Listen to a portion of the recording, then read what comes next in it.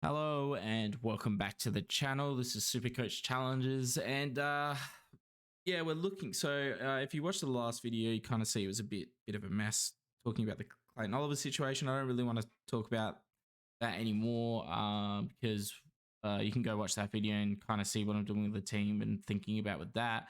But now I kind of want to have a look maybe at some possible pods because well, not in pods, just players. If I think a lot of us have money issues and injury issues, so I guess it's maybe not so helpful for the buyers, but kind of thinking forward. I think we need to start thinking forward to finalizing the teams and how we're going to do it. Because if you have 2 to 3 spots, 3 or 5 to 6 trades, or even less than that, you really need to think about whether guys like I like honestly. I think that if you have 2 or 3 spots that you need to fill and you've only got 4 to 5, 6 trades, I don't know if you're going to be getting Clary unless you've got easy, direct, well, Clary, not just Clary, but like even guys like Barker and stuff like that. I don't think they're going to be options. Sicily, I think you just have to let them go. And I think that the best thing that's going to be able to that you're going to be able to do to kind of counteract that is maybe look at some guys that are low value. That's what we're going to be talking about. So in talking about value, I kind of want to cut out most of the players that are above 600k. So then, I mean, just not relevant. Now, when we're talking about finishing a team, we really don't want to be talking about guys who are probably in that 200 to 250 range. I don't think there's going to be anyone there that you can really rely on. Now, when we talk about pods, we're talking about the guys who are in 10% or less teams. I think that's where we're going to be going. And I think there are quite a few good options. So maybe not necessarily this week, but weeks after this, they can be options. What I'd be saying is probably what you want to try this week is maybe not necessarily upgrade. I think there's a bit of dust to settle. And I think a lot of the players that have probably got a little bit more security and a little bit more scoring potential and that are available in the next round of play. So they're guys like, well, a lot of the Port Adelaide and Bulldogs, and even Carlton players to agree because some of them are quite cheap and could provide quite a bit of value. And I'm very surprised to see that Patrick Cripps is 15% owned. That is wild, considering he's 3 rounds 88, and he was priced at 600k at the start of the year. It's wild. So I think an interesting one that people should think about is Dan Houston. So I know Houston. He's 2% owned, which is very low, obviously. But he's always shown potential to be able to score. The problem with Houston is he's always been a very up and down player. So we've got, as you can see, the 86, 72, 110, and all the way down to here with the. I mean, like, look at this 5-month, 128, 114, 5 round, 128, 114, 112, then a 47 and a 136. And I mean, this is just the root of the problem with Houston. He can be so good, and then he can just be so bad at the same time. But for those people who are looking for a pod defender, Houston could be a very nice option. I mean, you just have to look at realistically from round 5 onwards. That's a what 100 plus averaging mid. Let's add this up. So he had since round 5, he's gone 123, 93, 110, 122, 81, 128, 114, 112, 47, 146. And that's over 1, 2, 3, 4, 5, 6, 8, 9. So that's over 10. So he's had a 107.6 average with a 47 in there. You take the 47 out, that's probably times 10. There we go. 107.6 divided by 9. Without that 47, he's been averaging 115. And if we look at defenders altogether, so let's down to just defenders. That puts him in the top 3 defenders. Why is Sicily? Sicily's too expensive. Right.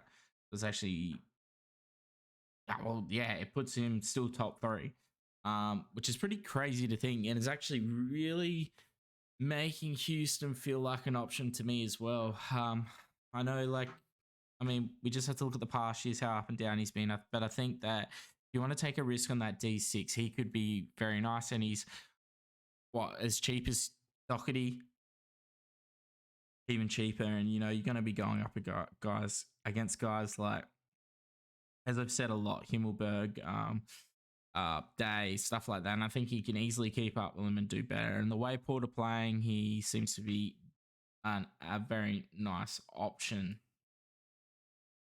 Now, go back to here. So obviously, if you've Dacos and Dawson just a must. If you don't have them, get them in. Look at the Holdy ownership. Dawson's in 48% and Dacos is in 74. If you don't have them, just get them in. Scrolling down, very surprised to see Zeeble is in 24.6%. Doherty, he's a nice pick. So this is probably a counter pick to Houston. Doherty is in 7%, so there's a little bit more safety, I guess, with that. 5 round of 108, so compared to the 109.4 for Houston. Both of these guys, I think, will go around about the same. I think that with Port winning, that's always good for Houston, not so good for Doherty. So yeah, I would probably keep an eye on Doc as well. I mean, these are the defenders we're probably looking at now. I think that Mason Redmond is quite good as well. 110 average. I'd probably put him a run below Doherty in Houston. Also Jake Lloyd's probably there, but he's in 11% now, so maybe not worry about him so much. Scrolling down, Hayden Young is an interesting pick. 92 average. He's kind of kept pretty evens. We'll keep up with like Wu Day, as you can see. 491. Like, we're talking about saving some money and getting a few guys in that are value, and Hayden Young is there. And I think the good thing about him is the role is sound. I would say sound. The role's not going to change that much, and without injury, he's also shown quite a good ceiling. We can see Hayden Young doing very well at the end of the year.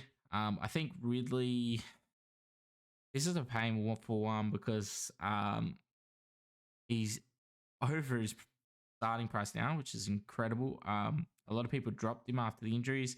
He's come back with 113 average, which was against pretty easy opponents, but I think he's quite a good pick as well. Just on the basis that it looks like his role has changed a little bit, which is helping him out. Bailey Dale has been up and down, and I think I just don't like picking Bulldogs players except for Bont and Libba, really, because they just seemingly aren't really changing that much, whereas the rest of these guys seem to be thrown around the place. So I think that Dale can kind of be left. McGovern McGovern is apparently back this week. If you have, like, say, a Himmelberg or a Sheasel that you can loop with, I think that McGovern would be an interesting pod who was showing actually really decent scoring at the start of the year. Job security is sound. The only thing would be injuries. I mean, people are talking about bringing in Elliot Yo. That was one of the guys I had on the risky pods last week. I thought was worth probably a risk. But I would suggest that McGovern's injury chance is probably about the same as him, and he's a 0.4% pod, so could be very nice as well. Going down from here, we discussed Salem as well. I still think Salem, he could be a very interesting pick. He's had some hard matchups and still scored quite decently. As we've said, he's still kind of working his way into the game, and I think that he could have quite a good back end. Let's look at some midfielder guys. Now, I'm probably going to take this back to the 550. And there's not much here. Like, there are a few good players. So I think that Walsh, I don't know what's wrong with him. He's just really underperformed what his best is. I think it's just efficiency that's letting down. Now he's 10.6, so that's not really a pod, but it still is compared to a lot of the guys who held quite heavily. There's also the fact that Walsh could somehow get a mid forward if he's gets a stint of forward run. But otherwise, I think that Walsh has kind of shown that he can score decently. I mean, 94 is all right for an M8. I think that you'll probably be facing a lot of steals.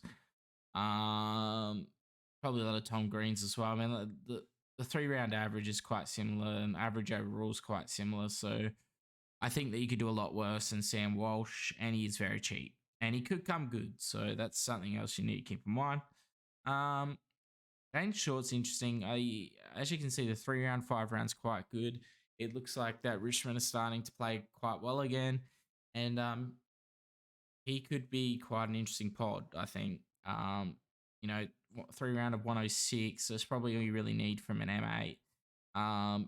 If he does start to get put behind the ball, which I think he's been playing a little bit of, you get that defensive mid swing, which could give you some chance to swap through. I don't know necessarily. Let's have a look for sure, because it's kind of pretty relevant if he gets defensive midfielder status.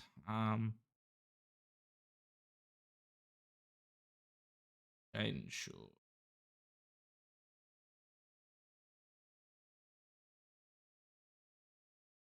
Loading. Aiden Short. What do we got here?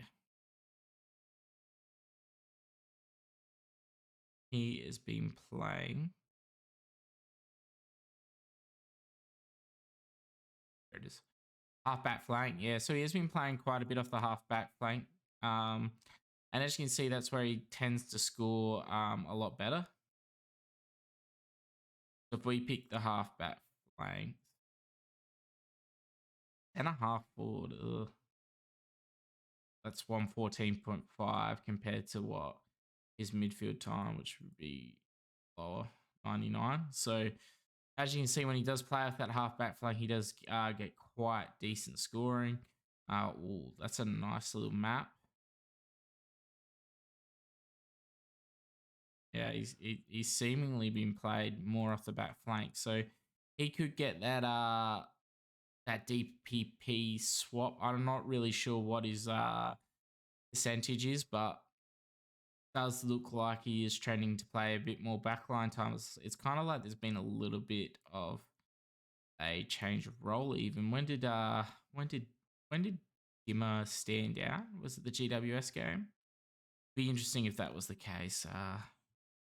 Let's have a look. Damien Hardwick stands down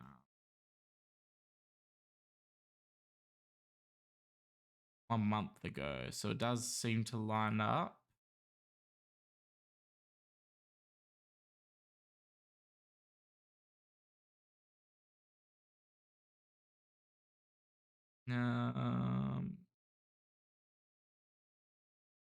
We got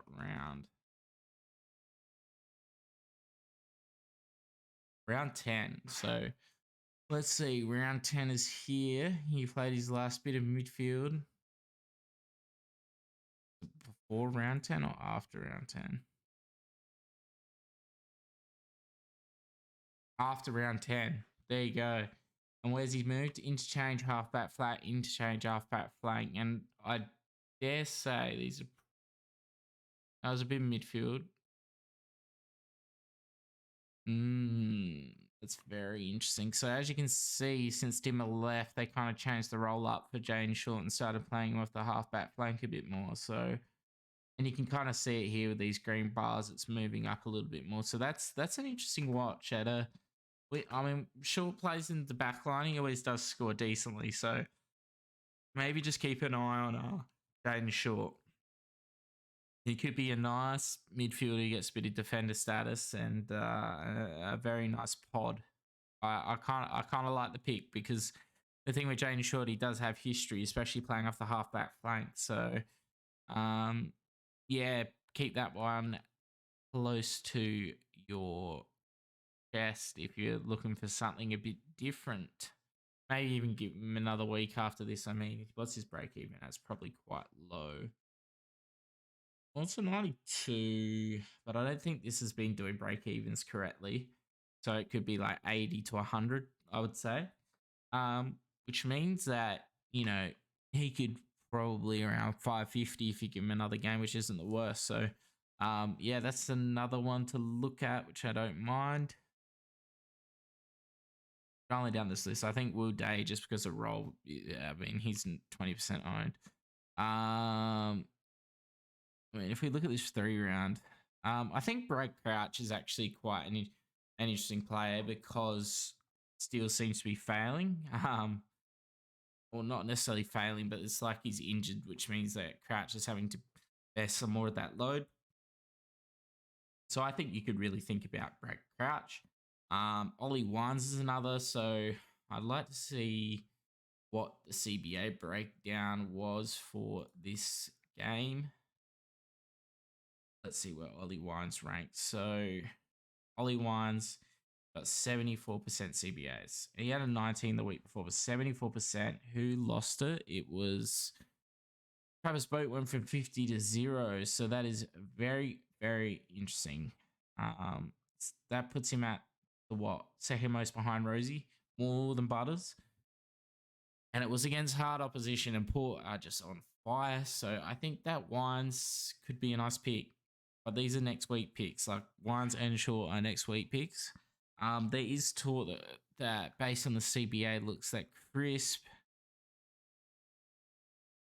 was getting more midfield time. Where is he? Crisp.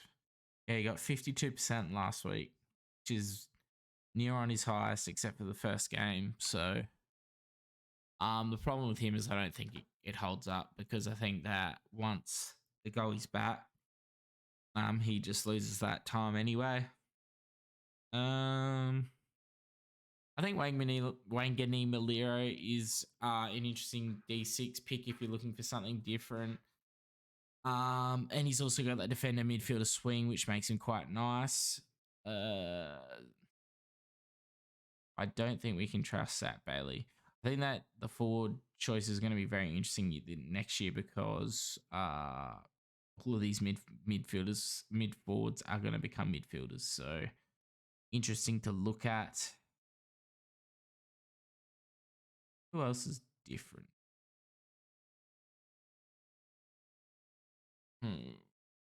Let's cut this down here. I think Chad Warner's still someone you can think about. I know he had a bad game on the weekend, but these guys will throw in a bad one every now and then. It's about the average over it the rest of the season.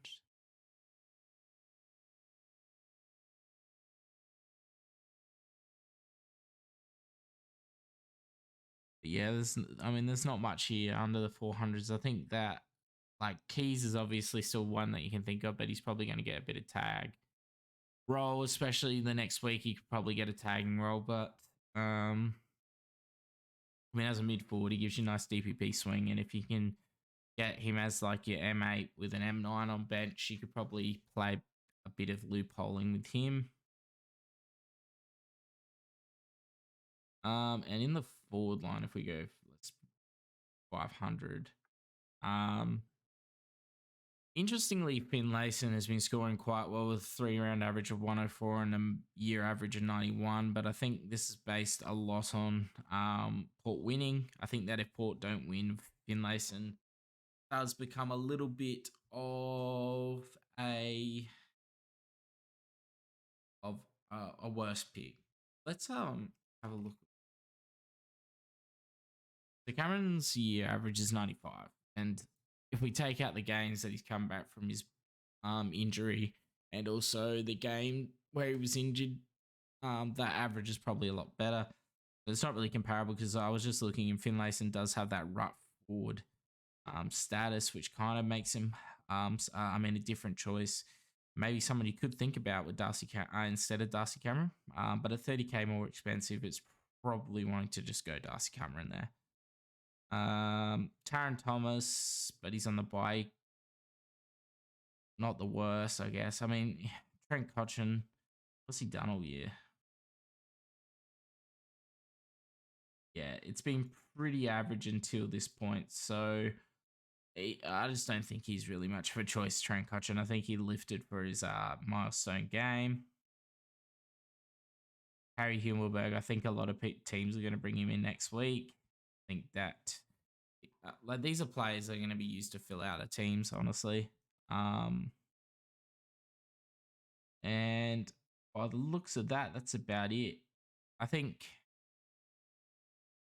I mean, if we go over some of the questions that seem to be coming up a lot this week, is who would you be training if you have Briggs? So would you be keeping Briggs or would you be training him out to get your other midfielders? I honestly think that if you have Gorn, you can trade Gorn and keep Briggs. Now, the thing that could backfire is I think that Gorn's going to slowly want to start standing up a little bit more as Melbourne gets to this back end, and I think we could see some really big scores from him. I think that the other popular arcs, so Wits, I probably wouldn't trade him out for. English, I wouldn't trade him out for, even though the money is great. I wouldn't trade him out for unless you're so desperate for money you have to. But yeah, I mean, Briggs could start to fail soon. Like, we don't know. This is his first year. I think that Briggs is going to be a really nice pick for people next year. At the moment, no, I just don't know if he can carry it on for the full season. That's the issue. Otherwise, there's also Darcy. Now, if Darcy's back this week, you would have already traded him out. Probably like I should have, but I didn't. But yeah, you should have already traded out Darcy if you're going to do that trade. And the last one would be, who would be last? Marshall. And I think there's an argument to say that you trade Marshall out for him, but I'm not completely sure. It's just been a really hard year with these players. I feel like we've always had injury issues, but the suspension issues with the dangerous tackles have just made it really, really hard. And players have been so up and down. You've really had to time your run on them, and the cheaper options have been really good because you could have got guys like Brayshaw and Neil quite a bit cheaper, and who are now scoring really decently. But then you could have gone on guys like Steele who just continue to fall. You could have traded out of Ridley, guys like Ridley, and they've fallen and then come back up really quick. And you could have got onto Tuke and Callum Mills and Sicily and guys like this who have either got injured and scored badly or have scored well, but now just keep getting suspended and are out for longer. So it's just a hard year. But we're getting close to the end of it. This is the last buy round, which means that the sprint is coming up, and we should all be, on that home stretch soon. So hopefully some of the chat today has been helpful. Obviously, I know there's, quite a bit of random chat about players, but it's given me a little bit to think about. I think that Dan Houston's quite interesting. I didn't realize he was averaging so high if you take that 40 out over the past 10 rounds. So I think that if you're looking for a pod and you've either got enough players for this week or you don't need to make any trades, maybe just hold off and maybe even look at Houston next week because he's 538k is a nice price, and he could be very nice with the way that Port are playing at the moment. So yeah, just keep your mind on that. And Jane Short, even looking for something different there as well. Now, obviously, Callum Mills could be back this week. If he scores badly, he's probably going to be the low 400s, which is great as well if you need to do a sideways from an Ashcroft if you're still holding or something like that. So keep that in mind as well. Other than that, I hope you've enjoyed the video. I hope I've been helpful. Hopefully there's been maybe a pod that's been looked at that you kind of weren't looking at before. We're finally getting to the end of these dreaded buys. We'll be on the home stretch, and a bit of relief for the players out there. So thanks for watching, and yeah, we'll see you in the next video. Cheers.